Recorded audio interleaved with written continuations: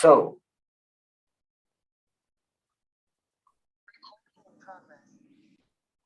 what's interesting, I'm going to talk to you tonight about Ferrari.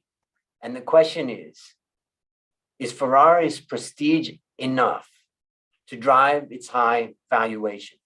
That's the question for the evening that I'm going to try to ask and try to answer and let you also decide. Welcome to the Valuation Masterclass case study, where you'll learn about interesting stocks and how to value them. So what's interesting about Ferrari is that when the company increases the price of the cars, demand also rises. It's crazy. This is Andrew Stotz of the Valuation Masterclass. Let's get started. Remember, this information is for learning purposes only. It's not investment advice or recommendation. Now, let's look at Ferrari. Ferrari is in the consumer discretionary sector, and it is a leading manufacturer of luxury cars with an estimated brand value of over 34 billion euros. Everybody would love to drive a Ferrari. Now, there's three things to know about this company. First, the enhanced focus on Asia to accelerate top-line growth. Second is the intended scarcity helps to defend competitive advantage. And third, the costly shift to zero-emission cars could be a drag on margin. So some key statistics. First, right now there's 16 analysts covering the company, and they have a buy at 206 euro per share, which is a 17% upside. Also, the company's trading on a 36 times PE and a dividend yield of 0.8%. Our estimate is a value of 121. That means 25% downside, and that would be a sell based upon that. So let's look at the revenue of the company. Where does the sales come from? First, car. Look at that car. Look at that car. Who wants that car? I want that car. 84% of their revenue comes from cars and the spare parts that support those cars. And then another 10% comes from sponsorship, commercials, and brands. And also 6% comes from engines and others. So really, we can see this is really a pure one model, or let's say one brand car company. Now, 44% of its revenue is coming from Europe, Middle East, and Africa, 22% from the US, and only 13% from Asia. There's a lot of opportunity there. And of course, beautiful Italy, 9%, and China, 8%. Let's look at the story. First, enhanced focus on Asia to accelerate top-line growth.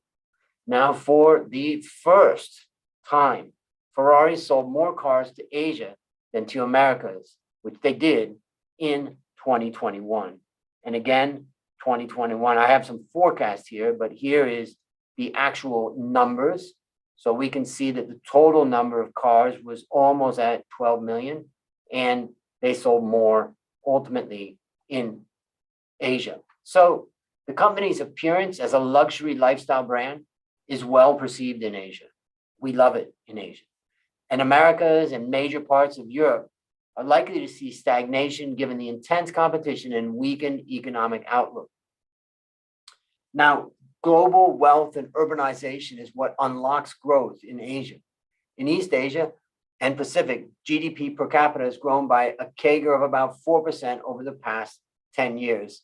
That's pretty steady growth. Also, rapid urbanization has led a growing part of the population to move from rural areas into big cities. Both growing wealth and enhanced infrastructure raise the demand for luxury goods in Asia. And there is a good opportunity for Ferrari to ride the Asian wealth wave. So let's look at how I incorporated this story into my forecast. Here you can see that the Asian market is the key driver of revenue growth in the upcoming years. So the next thing is the intended scarcity helps to defend competitive advantage. Compared to its competitors, Ferrari's car deliveries have been consistent and less volatile, as illustrated by the red line which shows the delivery of units. In general, Ferrari faces excess demand for its product by keeping volume deliberately low. This is a great way of making products more desirable and keeping up the brand value. Now, let's talk about increasing price to increase demand. Doesn't it sound kind of odd? Well, let's try to understand it more. For the majority of goods, we can observe that overall demand decreases when price increases. People tend to switch to cheaper variants or look for substitute products. However, there are a few products where the law of demand does not hold. Economists call them Veblen goods. If luxury products become cheap, they lose the premium status as more people can afford it. And raising the price helps to keep this exclusivity. Now, Ferrari's strategy is to increase the price and keep volume low. From page 99 from the 2021 annual report, they say, we seek to increase the average price point of our range and special series models over time by continually improving performance, technology, and other features, as well as by leveraging the exclusivity of certain model offerings and the scarcity value resulting from our low volume strategy. So how did I incorporate this story into my forecast? You can see that I'm expecting the sales price to continue to rise. Rising price helps to increase the exclusivity of the cars, and higher volume and higher price lead to stronger revenue growth. So this is a former CEO of the company, and he's talking about the costly shift to zero-emission cars and how it could be a drag on margin. In the third quarter 2000 earnings release, this former CEO said, I really don't see Ferrari ever being at 100% electronic vehicles, and certainly not in my lifetime will reach even 50%. However, the pressure is rising to move away from internal combustion engines to hybrid and electric models. But are customers willing to give up the satisfaction of that amazing sound?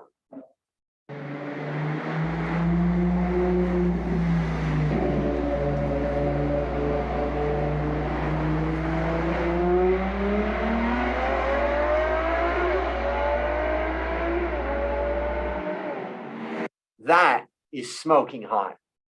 So the shift to hybrids is unavoidable and is going to increase costs.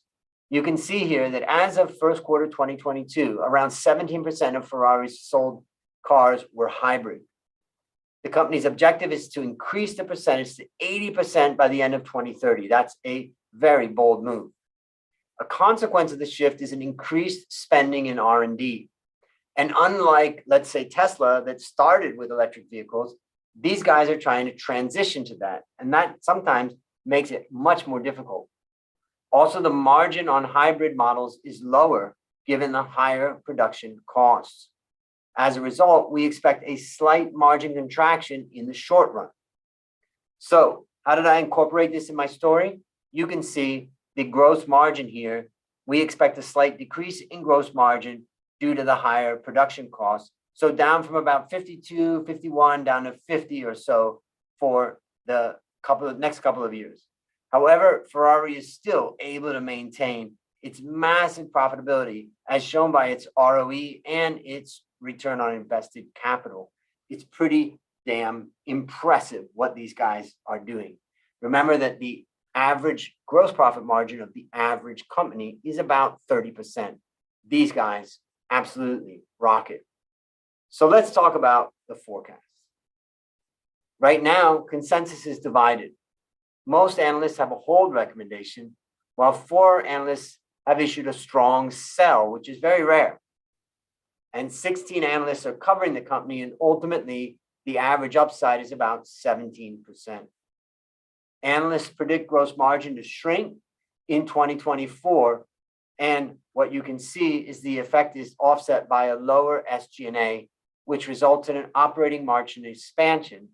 And so we also see a net margin expansion there, and that's the forecast by analysts. Of course, analysts tend to be overly optimistic.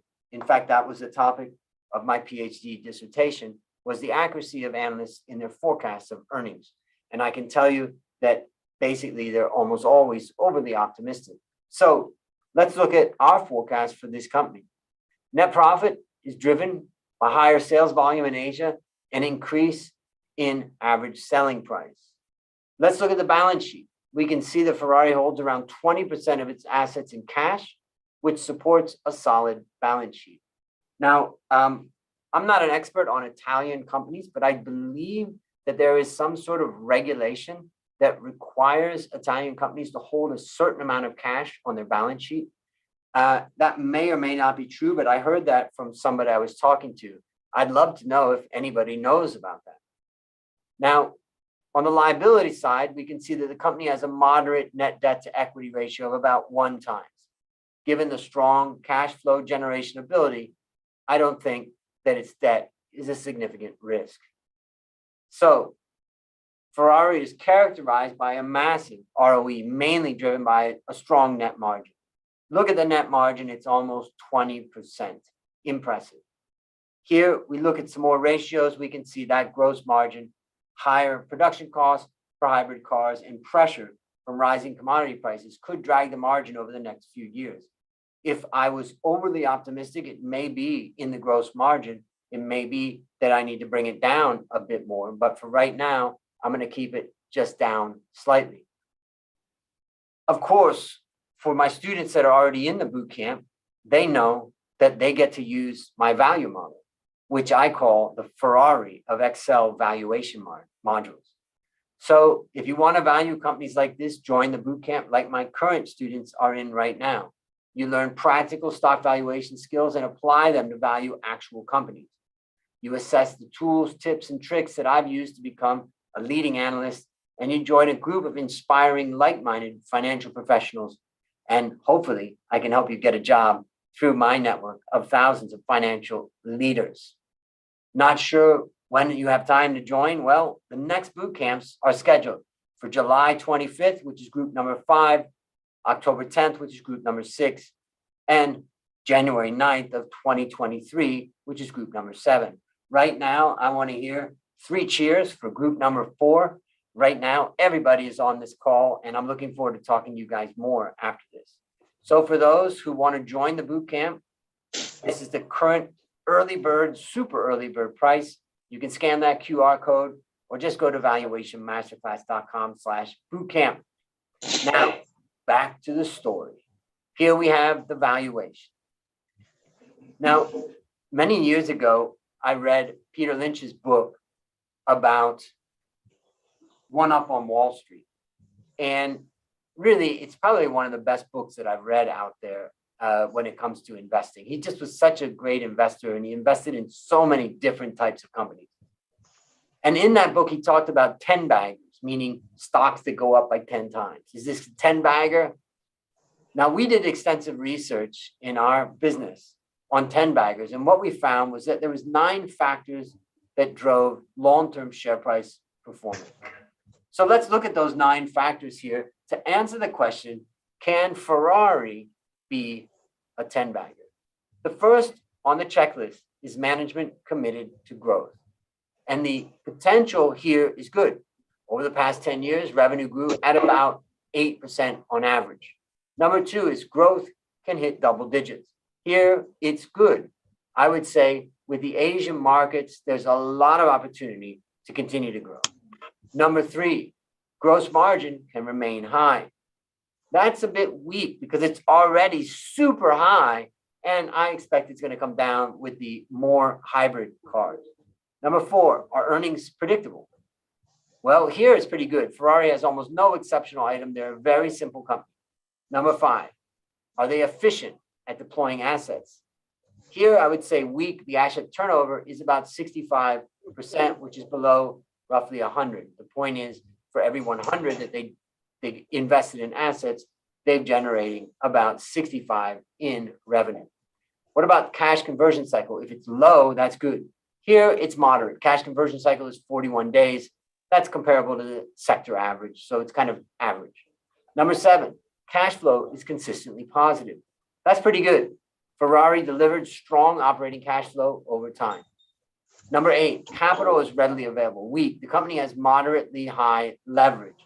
it's not out of control. And with the company's name, they can probably get access to funding. So it could be weak to moderate. Number 9, valuation is reasonable. Well, okay, it's weak there because it trades higher on both PE and price to book right now compared to its peers. So let's try to assess the potential of this being a 10 bagger. I would say probably more like a 2 bagger, meaning it's going to go up 2 times in the next 5 years. That's my assessment as of right now. I'm curious what your thoughts are. So let's look at the free cash flow of the company, both historic and what I've forecasted. Ferrari consistently delivered strong cash flows, and we assume that it's going to grow further. And the value estimate, well, I expect higher revenue growth than consensus, but slightly lower net margin. And with a 5% terminal growth rate, I'm already on the optimistic side. And also, I assume it to maintain its massive ROIC of about 250% above its weighted average cost of capital. So this company has the ability to maintain its competitive advantage. That's the key. So that's the reason why I'm keeping the premium that they have. So based upon the valuation method of free cash flow to the firm, my estimate is a value of 121 euros, I believe, Chris. And my bull case is 137, and my bear case is 109. So what are the risks? Well, the key risk is a sudden change in regulations, failure to adopt to changing regulatory requirements like carbon neutral, change in collectors' appetites from overseas market, in particular Asia, and supply chain risks due to ongoing geopolitical conflicts. That's a major risk. So the conclusions are double-digit growth expected, supported by Asian market, competitive moat by maintaining exclusivity and low volume strategy, and massive profitability, but at a high price. So my question to you, and you can try to answer yes or no, is Ferrari's prestige enough to drive its high valuation?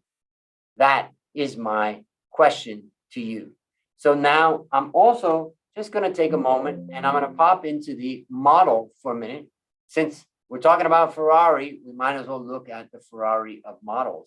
And here, hopefully you can see my screen that shows my assumptions related to this company. And here we can get a picture of it. But the main thing that you're going to see on the right side of this is that my value estimate, let's say, is about 121 from free cash flow to the firm value. We can look at some of my assumptions, and here we can see, for instance, if we want to change some of these assumptions.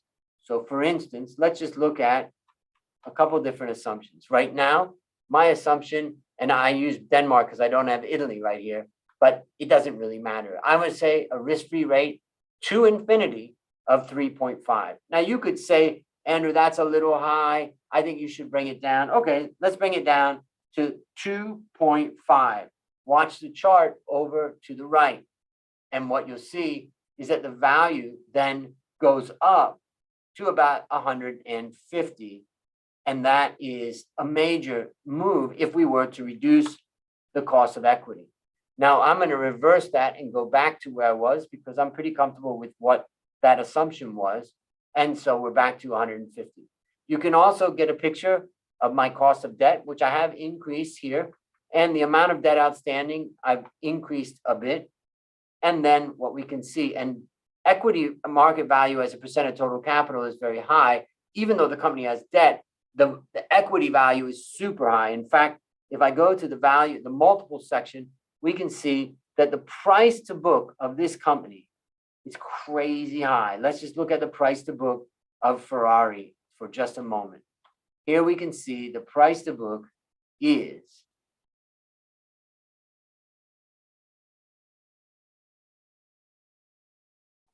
if we look at it on a historic basis, for 2021, it was 34 times price to book. So that is a massive premium. And of course, it's come down over time, but the multiple is super high for this company. As well, the PE ratio is about 42 if we look at historic, going down to about roughly 37 by 2023. So that gives you a picture of Ferrari. And now I'm going to stop sharing and leave it to you to now tell me, what do you think about the value of Ferrari?